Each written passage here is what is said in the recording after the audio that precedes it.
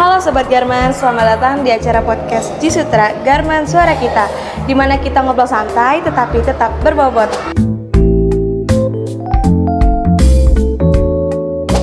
Nah, di sini kita ada topik yang sangat menarik nih, yaitu strategi bisnis boneka dalam ekonomi digital Indonesia, bersama Kang Hardian sebagai alumni dari Politeknik S1T Bandung.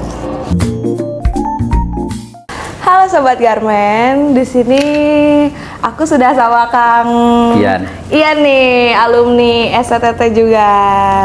Oke. Selamat datang Kang Ian. Ya, terima kasih. Nah, di sini apa kabarnya nih Kang? Alhamdulillah baik. Gimana tadi perjalanan dari Purwakarta? Apakah ada kendala? Ya lumayan. Di sininya macet ya, kalau dari Purwakartanya alhamdulillah lancar-lancar aja. Oke. Jadi, panggilannya tadi siapa? Zabi ya? Zabi, oke. Zabi. Ya. Sini kita ada tema podcast nih. Tema podcast kita yaitu strategi bisnis boneka dalam ekonomi digital Indonesia. Jadi kebetulan Kang Ian ini planning manager production Jellycat ya Kang ya. Indonesia ya. Jellycat Indonesia. Betul. Nah, di sini aku udah ngumpulin beberapa pertanyaan nih Kang dari mahasiswa Garmen yang berat-berat ya. Iya. Kebetulan kayak mereka juga rada tertarik gitu Kang ke Jellycat ini. Oke. Pertanyaan pertama itu ada bagaimana proses planning yang efisien agar kapasitas produksi tercapai dengan baik? Oke. Sebenarnya untuk mencapai sebuah planning yang baik atau produksi yang terakomodir terhadap kebutuhan market, pasti salah satu hal yang harus kita lihat adalah marketnya dulu. Ya, market itu kita analogikan menjadi demand, permintaan, hukum permintaan dan penawaran. Jadi demandnya berapa sih sebenarnya yang dipengenin oleh masyarakat luas gitu ya, global ini. Kemudian kita kolekkan, habis itu kita buat analisa bagaimana kebutuhan market. Contoh misalnya global itu kebutuhannya anggap aja 5 juta piece. Nah 5 juta piece ini berapa sih yang harus diproduksi per bulannya dan seterusnya. Kita breakdown per bulannya juga. Jadi disebutnya adalah forecasting, demand, and planning. Itu salah satu teknik untuk membuat sebuah produk itu nyampe ke customer dengan sesuai quantity dan juga delivery. Nah, yang kedua dengan bantuan teknologi. Pada saat kita sudah mempunyai planning dan demand forecasting itu kita mempunyai tool yang software yang bisa namanya meramal. Itu biasanya memakai tools yang statistik ya. Mungkin teman-teman nanti diajarin juga ya. Zabi juga pasti dapat pelajaran statistik. Nah, di situ kita belajar ilmu forecasting. Kemudian selanjutnya adalah lari ke dalam teknik supply and change atau manajemen supply dan change, di mana di sana kita mempelajari sistem namanya ERP ya, yang menggunakan database yang integrasi dari produksi sampai delivery, sehingga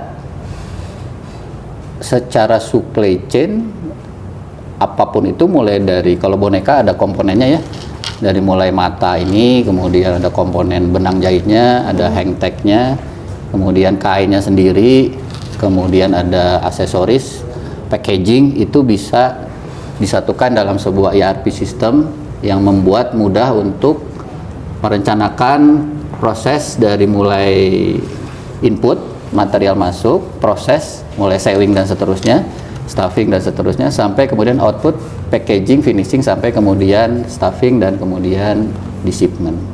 Itu secara sederhananya, walaupun mungkin ini materinya lumayan berat, S2 ya gitu ya, kalau ngomong masalah supply chain dan ngomong masalah forecasting seperti itu. Tapi intinya bisa dipelajari secara mudah kalau teman-teman nanti bisa melakukan basic Excel untuk membuat peramalan kebutuhan dan kemudian proses planning produksinya sampai kemudian pemesanan bahan baku, purchasing segala macam. Simpel kok, kalau dibuat simpel bisa. Tapi kalau misalnya buat mahasiswa yang maksudnya kayak masih belum paham banget nih Kang, buat Betul. itu ada tips kayak gimana ya cara belajar awal-awalnya gitu gimana?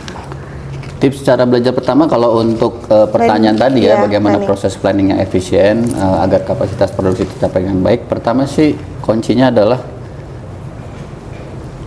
mulai dari sekarang nih teman-teman, Apa yang harus di yang simpel ya, Iya. yang simpel aja. Kegiatan harian misalnya teman-teman mempunyai pengeluaran bulanan nih. Saya simpel aja nih buat statistiknya. Misalnya inputnya berarti kan keuangan dari orang tua atau mungkin punya usaha ya. Ya, setelah itu kalian masukkan secara tertulis. Kalau teman-teman biasa pakai apapun Excel, spreadsheet online segala macam silakan. Kemudian outputnya apa nih? Pengeluaran kan? Kemudian prosesnya apa di situ? Ya berarti dibagi berdasarkan alokasi pos-pos pengeluaran. Nah, itu simpel itu, sesimpel itu sama dengan kegiatan kita melakukan planning. Nah, itu cara mengatur kesederhanaan untuk teman-teman bisa nanti belajar konsep planning. Kedua adalah teman-teman kan punya kegiatan harian ya. Iya. Mau kuliah, mau kegiatan ini, himpunan ini, Iya. aktivitas, kemudian kegiatan mager mungkin ya. Nongki-nongki gitu. Atau nongki-nongki apa ngafe-ngafe gitu. Ya silakan. Itu biasakan per bulannya atau per minggunya teman-teman sudah merencanakan. Jadi kalau saya buat namanya to-do list. Iya. To-do list Apa dalam yang bentuk mau Excel. kita kerjain? Kita kerjakan harian.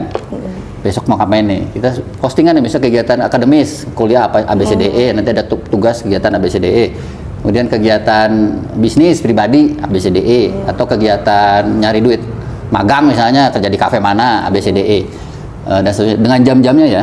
Nah, habis itu masuklah ke planning harian ya. Habis itu ke planning mingguan. Nah, kita schedulekan dari Senin, Selasa, Rabu, Kamis, Jumat, Sabtu, Minggu.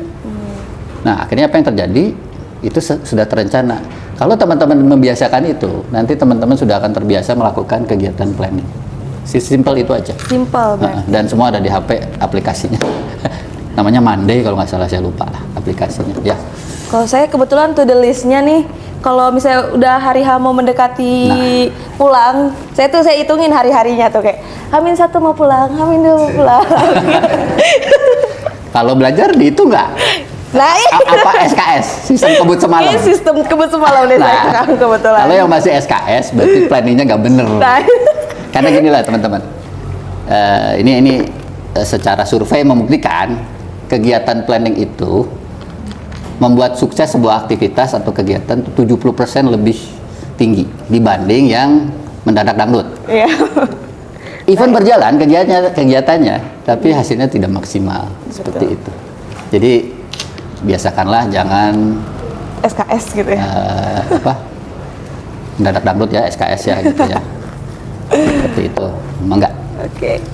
Terus pertanyaan berikutnya nih ada dari mahasiswa. Bagaimana pengusaha boneka lokal bisa memanfaatkan media online untuk bersaing industri kreatif Indonesia? Oke, ini sangat berat menurut saya pertanyaannya ya, karena banyak strategi yang harus kita kerjakan. Kalau kita ngomong media online, berarti itu kalau saya sebut media online itu adalah pemasaran di level above the line. Kenapa above the line? Above the line itu sifatnya adalah tidak bertemu langsung dengan konsumen, tapi lewat media. Kalau yang bertemu langsung itu namanya below the line. Contoh kayak gini, kita bertemu langsung podcast seperti ini, atau ada buka open table di kampus, itu bisa namanya berinteraksi langsung, atau ada seminar, atau ada ya kita dagang satu-satu kayak PKL di jalan, itu namanya below the line. Nah, kalau untuk media online teman-teman mungkin lebih paham, karena saya pikir generasi kalian adalah generasi Gen Z dan Gen Alpha yang sangat melek sekali dengan teknologi ya. Jadi media online tuh yang saya lihat sekarang itu sudah berlari ke arah media yang terbagi menjadi 3 kategori. Pertama, media untuk aktivasi atau launching, kemudian media untuk nge-branding, dan kemudian media untuk memaintain ya. Dan juga ada media untuk marketplace-nya juga ya, seperti itu. Nah, kalau saya sarankan sebagai pengusaha lokal Indonesia, saya coba pakai ilmu ATM ya. Apa tuh Kang? ATM. Amati, tiru, modifikasi, ya, atau copy paste lah, Copy gitu ya. paste. Jadi ini saya sedikit cerita sejarahnya Jellycat ya. Jadi awal berdirinya Jellycat itu juga sebenarnya ownernya itu adalah pekerja seorang marketing malah. Namanya Mr. Thomas. Dia itu, saya sebutin brand nggak apa-apa boleh? Nggak apa-apa. Izin ya? Izin. Sebagai edukasi, dia di brand Manhattan bikin boneka sama yang setipe ini. Nah kemudian dia sebagai marketing dan seterusnya, akhirnya dia bilang kenapa saya nggak bisa ya bikin juga ya. Kan kebetulan dia juga nyari sourcingnya. Sourcing itu mencari pabrik yang buatnya gitu ya, makersnya atau converter disebutnya. Sehingga dia nyari-nyari dapat. Setiap dia masukin di beberapa produknya Manhattan, dia juga mendevelop produknya beliau, produknya Thomas, yang akhirnya dibrandingkan dengan nama Jellycat. Jellycat. Mulai dari 1 biji, 2 biji, 3 biji sampai 100 sampai 1000 pieces. Dan dia waktu itu bukan melakukan kegiatan tahun sekitar 999 ya. Dia melakukan kegiatan memulai memasarkannya door to door awalnya kayak tadi ya, door to door. Terus kemudian dia memasarkannya secara online, dulu zamannya Amazon. Ah ya, Amazon. Amazon.com sampai sekarang Ya, masih masih ada. berjaya ya, masih ada ya. Nah, mulai dari situ dia melakukan kegiatan online. Bayangin tahun 99 loh, Iya. belum rame-ramenya online, tapi dia sudah melakukan itu. Walaupun belum booming, tapi sudah banyak pemasaran dari situ dan kemudian offline-nya jadi kalau sekarang mungkin sebutnya hybrid ya, online offline. Nah, saya harapkan pengusaha Indonesia juga melakukan kegiatan itu. Juga saya lihat strateginya Eiger itu offline dulu, memperbanyak toko di seluruh Indonesia, hampir 500-an lebih toko. Kemudian dia baru masuk ke online. Nah, beda dengan Torch. Ini saya ngomong di luar boneka ya, pengusaha Indonesia ya. Kita kan ngomong pengusaha Indonesia yang Boom gitu. yang booming, yang top of brand gitu. Torch itu awalnya dia online malah waktu zaman Covid rame. Dan itu penjualnya bisa hampir 400 kali lipat atau mungkin 1000 kali lipat kali dari yang dia targetkan. Tapi sekarang saya lihat strateginya berubah. Dia itu melakukan pembukaan toko-toko di beberapa Ya, kota di besar. kota. Nah, itu disebutnya O2O. Online to offline, offline to online. Ah. Nah, itu yang dilakukan oleh beberapa pengusaha top of brand lokal, tapi ternyata Jellycat juga melakukan juga O2O. Dia akan membuat mall-mallnya sendiri, toko-tokonya sendiri. Ya. Yang selama ini dia pakai Amazon dan pakai agen, pakai distributor, pakai retailer. Seperti itu jalur pemasarannya. Jadi kalau saya simpulkan, pertama strategi yang perlu dilakukan oleh pengusaha Indonesia adalah branding dan konten kreatif. Yaitu pertama dengan storytelling yang dilakukan bisa di IG, Media di sosial. Reel, ya nggak fokusnya ya. Yeah. Kemudian kalau di TikTok itu untuk kegiatan memviralkan produk lokal kita. Kemudian juga ada yang dilakukan oleh beberapa konsep di TikTok dan di Instagram itu adalah user generated content atau UGC ya, yaitu dengan hashtag khusus yang bisa menarik semua viralisasi itu.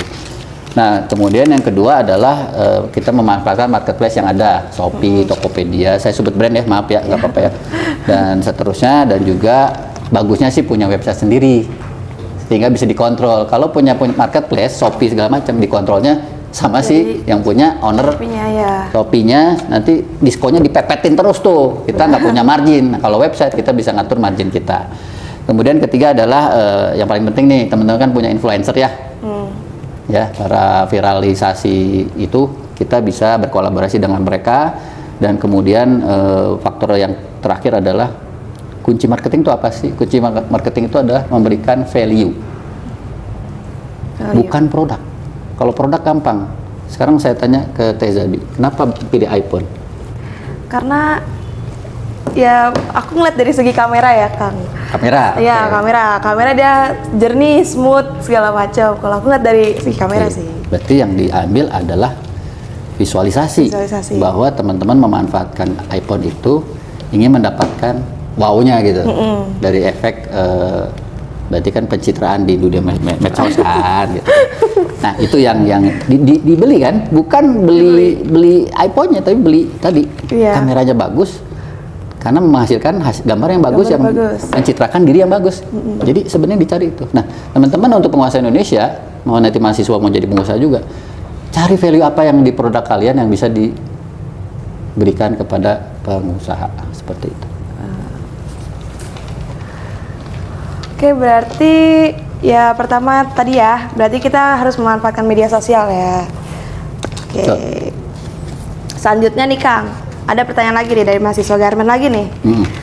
Konsentrasi fashion design. Fashion design. Ini. Apakah bahan kain Jellycat mendukung tren sustainable? Kan kebetulan Akang di Jellycat juga nih. Nah, mereka Ya. Alhamdulillah kita dalam proses menuju tren sustainability tersebut. Kenapa? Kita mengedepankan social compliance, kita mengedepankan safety product, kita mengedepankan satu lagi adalah well-being manpower. Artinya ketiga hal ini yang disebut sustainability. Jadi saya jelaskan dulu sustainability itu apa. Tidak hanya dari produk, tapi tiga hal. Pertama adalah people, kedua adalah planet, ketiga adalah prosperity. 3P ya, ingat teman-teman ya.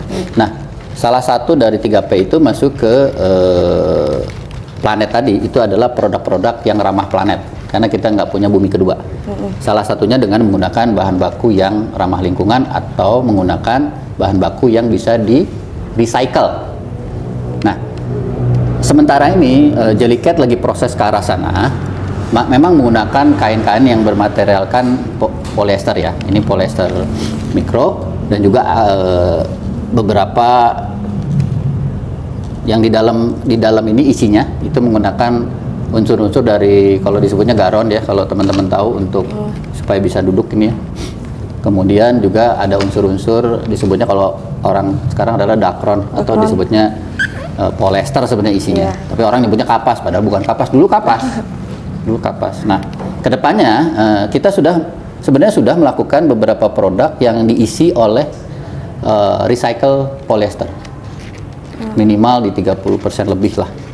Dan recycle poly itu adalah hasil dari limbah-limbah plastik, limbah-limbah PE, PP yang kemudian akan digunakan lagi, diproses ulang, dicacah lagi, digunakan kembali di proses tersebut. Dan untuk yang kain, ini masih in proses. Kita pertama mencari pabrik yang memproduksi kain-kain ini secara sustain. Kenapa? Karena ini ada limbah kimianya, ada limbah juga macam-macam di proses dyeing finishing. Nah, kita punya sertifikasi namanya HIG Index, punya sertifikasi namanya Ocotex yang ramah untuk bayi ya, terhadap chemical, dan ZHDC, Zero Hazardous Chemical Content di situ. Jadi secara sustainability dari sisi produk sudah kita lakukan beberapa step, tapi masih kurang, dan kita akan terus melakukan proses sustainability itu seterusnya, termasuk ada program tadi recycle polyester dan juga penggunaan kain-kain yang sustain, yang berbahan baku alam ataupun berbahan baku dari recycle juga.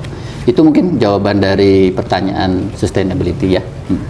Mau nanya nih Kang, kan tadi kan katanya yang di dalam kan ini kan polyester juga kan? Betul. Terus sekarang kan mau diisi dari recycle polyester.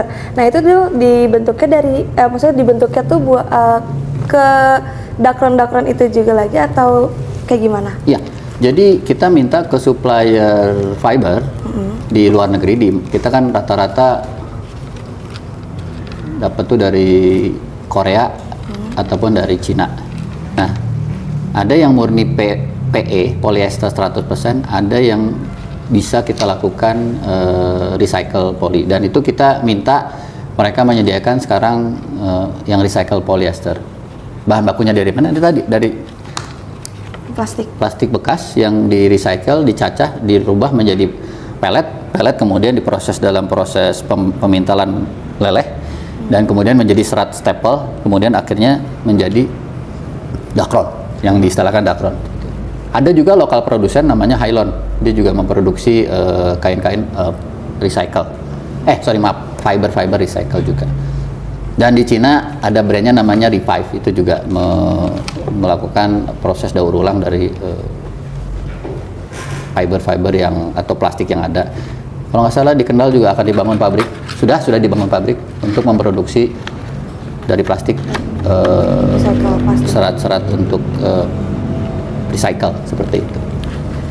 Terus oh ya, aku mau nanya lagi nih Kang. Apa sih bedanya yang dakron ini sama kan ada tuh yang sekarang kayak butiran-butiran gitu tuh Kang? Ya. Nah, itu apa bedanya? Bedanya, butiran itu disebutnya garon yang tadi saya sebutin. Oh, garon. Garon itu gunanya untuk membuat kestabilan dari produk untuk bisa berdiri atau duduk. Ya. Kalau ini nggak ada, ini di sini biasanya di sini ini nggak ada ya. Ini karena kecil. Tapi kalau yang gede dia dibikin di sini tuh di bawahnya ada lapisan garon yang kayak pelet-pelet kecil yang bening, bulat kecil itu. Nah, itu gunanya pemberat sebenarnya. Ya, sayang saya nggak bawa sampel-sampelnya. Nanti kalau ini saya bawa lagi. Kalau berarti itu biasanya ditaruhnya di bawahnya doang. Biasanya gitu? taruh di bawah doang. Oh. Kalaupun ada yang model yang buat bantalan leher ya, itu yang model kayak sama seperti itu kayak butiran, itu juga bisa dipakai tapi harus kecil butirannya, harus halus. Mungkin berapa diameternya, mungkin 0,1 0,3 gitu ya, kecil-kecil banget gitu, dan itu bisa dijadikan isi dari bantal atau isi berbentuk bulir ya, bukan berbentuk serat. Bedanya itu aja. Serat itu kayak rambut kita lah ya, serat berbentuk serat, kalau itu bulir-buliran padat seperti itu. Itu bedanya. Oh, bedanya begitu. Dan bahayanya apa coba? Kalau model kayak gitu. Kalau dia bocor, jahitannya bolong, keluar semua. Dan itu butirannya masuk ke mulut, kan suka gigit-gigit ya bayi ya, atau balita, itu bahayanya ada choking. Nah, akhirnya apa? Bisa membuat bayi meninggal atau apa. Nah, itu yang bahayanya kalau buliran itu bocor. Makanya safety produk untuk boneka ini nomor 1 sekali ya. Oke. Itu. Terus ada pertanyaan nih Kang. Kalau misalnya di industri boneka nih, buat kebetulan kita kan anak garment sama fashion design ya. Kira-kira cocoknya tuh masuk ke pekerjaan apa buat di industri boneka tersebut? Ya. Jadi saya boleh pisahin dulu ya, bedain antara boneka sama garment. Boneka itu masuk industri toys. Ya, industri toys. Di mana toys itu ada bermacam-macam, ada bahan yang keras, ada yang lunak, ada yang kalau dibagi dua berarti ada soft, ada hard. Nah, hard itu ada plastik, ada apa lagi ya? Plastik dan kemudian kayu, tanah liat dan seterusnya. Kalau untuk yang soft berarti ada kain. Kemudian juga ada bahan-bahan mungkin yang boleh lunak ya, karet mungkin bisa juga dipakai seperti itu. Bahkan kulit juga bisa. Nah, teman-teman, sebenarnya orcat dari industri boneka itu mirip dengan orcat dari garment. Bedanya hanya di teknologi proses pengerjaannya. Jadi apapun bisa masuk, merchandise bisa, follow up bisa, kemudian PPIC bisa, kemudian bagian purchasing bisa juga, karena harus ngerti kain kan. Kemudian kelima misalnya di bagian development sampel juga bisa. Jadi semua apa yang ada di garment, posisi-posisi garment itu ada di posisi-posisi pabrik industri boneka. Tapi bedanya yang masalah adalah pada saat diproduksi, di mana diproduksi itu berbeda sekali dengan garment yang hanya samanya di sewingnya saja. Kalau sebenarnya di industri sewing boneka tuh hanya menggunakan single needle mesin, nggak pakai double needle, nggak pakai untuk footwear gitu ya. Jadi sangat sederhana. Yang susahnya adalah ada namanya mesin stuffing, mesin yang memasukkan fiber ke dalam boneka. Kemudian kedua adalah mesin untuk cutting kecil-kecil. Ini kan kecil-kecil ya komponennya. Itu pakai laser cutting. Kalau di garment kan pakai mesin cutting yang dipakai tangan, tapi juga manual, ada yang juga pakai gede. Tapi karena kecil-kecil tuh pakai laser cutting yang kecil-kecil juga. Kemudian setelah laser cutting masuk ke pembuatan mesin mata nih. Ya, ini pakai bordiran biasanya. Kalau yang pakai mata dia pakai alat namanya ultrasonic ice mesin. Kemudian juga dia menggunakan teknologi satu lagi tambahannya setelah masuk ke proses sewing. Tadi ada teknologi pemasukan garon, sebenarnya sewing juga, tapi proses pembuatan garonnya itu juga pakai machinery yang memasukkan bulir-bulir tadi ke dalam tempat garonnya. Nah, yang keempat biasanya proses finishing tuh permakan segala macam tuh standar, ya, alat-alatnya juga standar, sederhana. Cuman yang jadi kendala adalah semua manual, sehingga prosesnya harus benar-benar diawasin. Nah, yang untuk CAD CAM-nya sendiri sama, kita menggunakan CAD CAM yang biasa dipakai di industri garment ya. Itu untuk pembuatan pola, tapi nggak ada gradingan. Yang soalnya bentuk sini tuh nggak mungkin size SL, ML, XL gitu ya. Tapi size-nya adalah small, medium, large, gigantic. Apa? Gigantic. Gigantic tuh segede yang gede kursi itulah banget ya. gitu ya. Gede kursi itu dan tinggi. Nah, itu secara teknologi. Jadi satu lagi, biasanya sama di garment dan footwear menggunakan metal detektor ya. Metal detektor untuk menguji ada logam-logam nggak di dalamnya, seperti itu, yang patah gitu ya, jarum-jarumnya. Yang the last and crucial thing adalah visualisasi. Jadi kemampuan mata melihat sebuah produk misalnya dibandingkan dengan produk protonya, itu harus bisa teliti. Ini misalnya miring, mencong segala macam, itu ada visualisasi, visual guideline namanya ya. Itu pakai mesin tuh, Kang? Enggak, justru padahal itu bisa dikembangin kalau teman-teman garment mau ngajuin S2 membuat teknik visual untuk melakukan QC visualisasi, silakan bikin aja. Dengan teknologi sekarang kan udah ada AI nih. Iya. Coba dibikin untuk industri boneka, itu jadi duit tuh nanti tuh buat para, karena kita manual orang. Bener-bener mata ngelihat gini. Bisa gini nih, ini kan visual nih, bentuknya gimana nih? Ini yang aslinya. Namanya dibentuknya gold seal. Nah, ini yang hasil produksi. Itu disandingkan, kita ngelihat ini bentuknya gimana, mencong, miring atau sama atau tidak. Seperti itu. Jadi nggak bisa membandingkan. Jadi kalau Zabi melihat ini mungkin ada bedanya, Kang, kalau saya nggak lihat. Iya, nah, itu jadi bias. Nah, kadang-kadang standarnya susah untuk visualisasi pengecekan boneka ini. Kalau bisa dijadikan riset, mangga ini bisa jadi judul how to visualization toys ya, soft toy terutama. Ya, ini soft toy namanya, yang bisa akurat supaya QC-nya bisa 100%. Tapi kalau pakai teknologi pasti banyak reject, saya yakin. Kenapa tuh, Kang? Karena lebih akurat dibanding mata manusia. Oh iya sih, benar. Benar sih, kalau pakai teknologi lebih detail gitu ya. Kalau bisa mata manusia kan kayak ya udah nih, udah sendiri atau enggak nih? Ya itulah kelebihan teknologi, bisa akurat tapi membuat reject yang banyak. Jadi ya bolak-balik ke produksi, shipment saya terlambat nanti. Saya diomelin sama toko, udah habis barang gitu. Stoknya udah habis di toko. Tapi masih itu terus. Iya, betul. Seperti itu. Berarti bisa ya teman-teman garment kalau misalnya mau masuk ke toys production gitu bisa. Bisa kemana-mana, nggak ada masalah. Saya lagi merekomendasikan, saya ini lagi buka lowongan untuk posisi merchandise staff. Saya lagi tarik beberapa anak garment untuk masuk ke sana. Yang backgroundnya di merchandise garment, merchandise footwear juga boleh bisa masuk. QC juga apalagi kita cari banget itu QC. Untuk QC itu. Ya. Boleh anak garment gitu. Nah, intinya gini, kalau ingin menjadi pengusaha boneka, secara teknologi simpel, cuman kalau untuk UMKM. Tapi kalau untuk skala pabrik, tadi yang saya sebutin mesinnya agak sedikit rumit. Nggak rumit, gampang sebenarnya, cuman mahal. Modalnya yang tadi saya cerita, mungkin di sekitar mesinnya 2,5 miliaran total semua ya, untuk 100.000 capacity production, 100.000 boneka ya. Walau untuk mau beli mesin skala pabrik, kalau yang skala UMKM jahit di rumah pun dengan mesin single pun bisa. Tinggal ada satu pengusaha nanti saya sebut angkatan 2002 itu Ibu Linlin.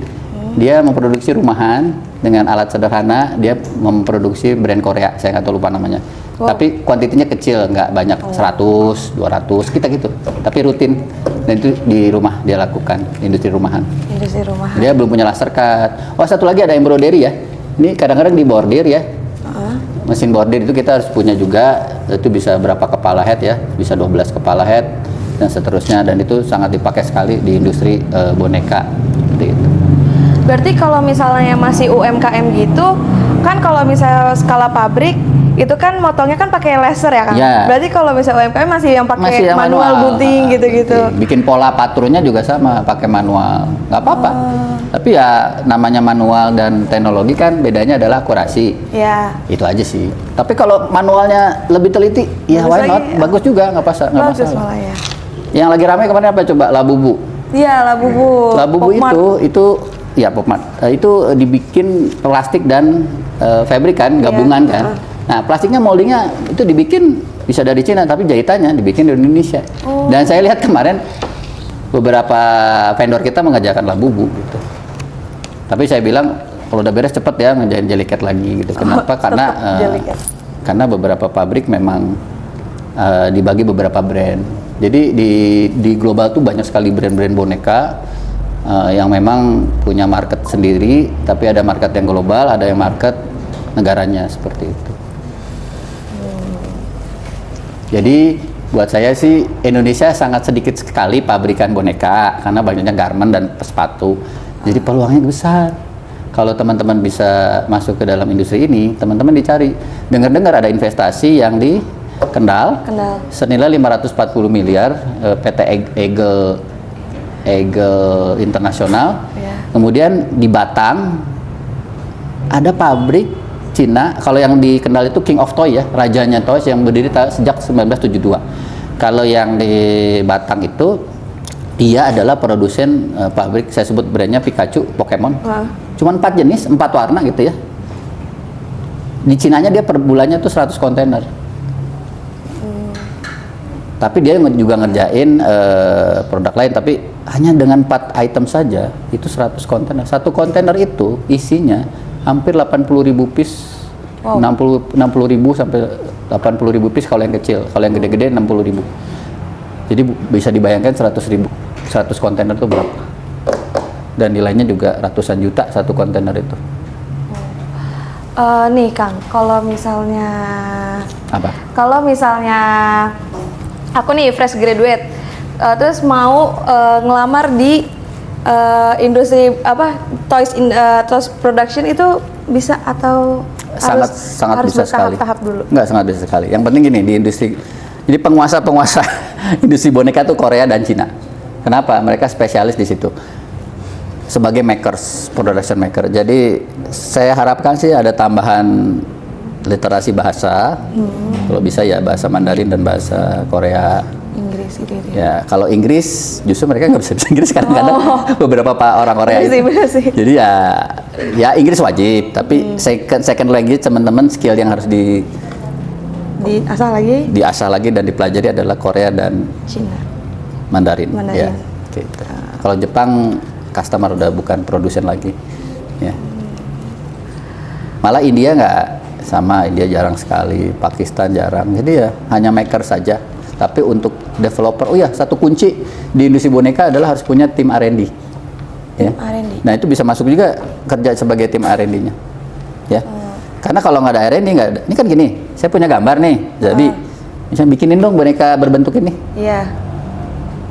Itu harus ada tim R&D yang bisa gambarin ini gimana jadi boneka ya. Iya, paham. Nah itu pengetahuan apa yang diperlukan adalah pengetahuan tentang pertama 3D visual software, kemudian kedua adalah kalau di manusianya melatih imajinasi otak kanan gimana nih supaya ini bisa jadi boneka. Gitu.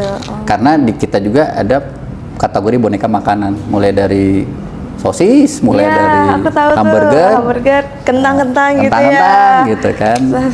Buah-buahan juga ada gitu. Nah, itu adalah makanan yang mereka biasa makan hari-harian di luar negeri. Coba kita bisa bikin kayak gini.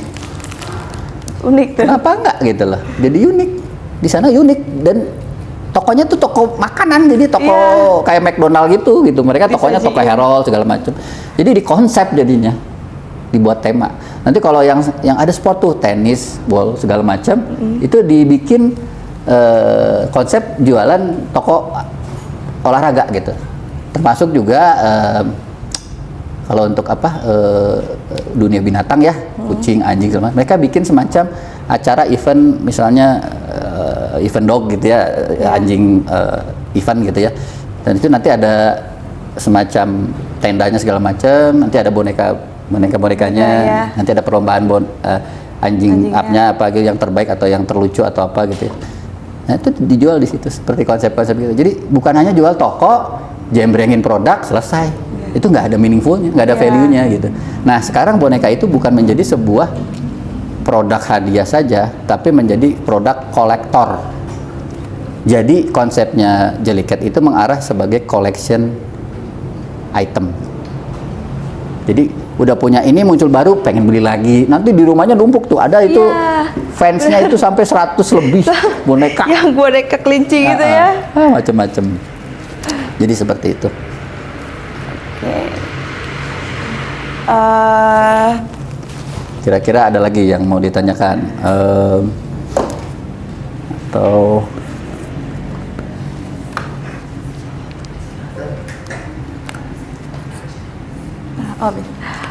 Oke. Mungkin segitu aja Kang dari pertanyaan-pertanyaan anak garment dan fashion design. Makasih banyak udah mau datang ke Sama-sama. acara podcast ini. Jauh-jauh dari Purwakarta loh Kang ke Purwakarta, Bandung ya. Makasih Iya. banyak. ya mohon maaf juga dari saya kalau ada kekurangan, kalau masih ingin berlanjut jilid 2-nya mangga yang lebih detail, tapi kalau mau topik yang lain juga nggak ada masalah ya, nanti saya coba rekomendasikan alumni yang lain. Nanti saya sedikit kasih gambaran ya, secara detail apa topik yang kita sudah diskusikan, mungkin PPT-nya nanti saya kirim ke panitia ya, Oke. biar bisa di-sharing ke audiens dari teman-teman garment ya. Oke. Makasih banyak Kang.